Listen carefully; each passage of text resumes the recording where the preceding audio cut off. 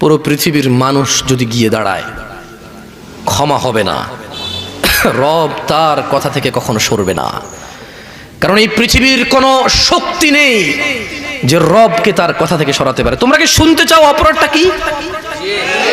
এবার একটু আমাকে বলো তো, কি সেই অপরাধ যা হত্যার চাইতে জঘন্য, জানার চাইতে জঘন্য, মদের চাইতে জঘন্য, গীবতের চাইতে জঘন্য? এই পৃথিবীতে আদম আলাইহিস সালাম থেকে কিয়ামত অবধি যত মানুষ যত অপরাধ করবে সব অপরাধ থেকে এটা জঘন্য। কি অপরাধ বলো? এই অপরাধ সম্পর্কে জানা উচিত নাকি অনুচিত? বললেই তো তুমি রাগ করো, মনে করো ফিতনা করি। শোনো, তোমার ভ্রুক্ষেপ করা উচিত। তোমার রব পুরো কোরআনুল কারীমে ওনার দয়া সম্পর্কে কত কিছু বলেছে, হাদিসে ওনার দয়া সম্পর্কে কত কিছু বলেছে, কিন্তু ওই একই কোরআনে তিনি বলেছেন যে তিনি ক্ষমা করবেন না যে ওনার সাথে শিরিক করে। এই অপরাধটা তো তোমার জানা উচিত।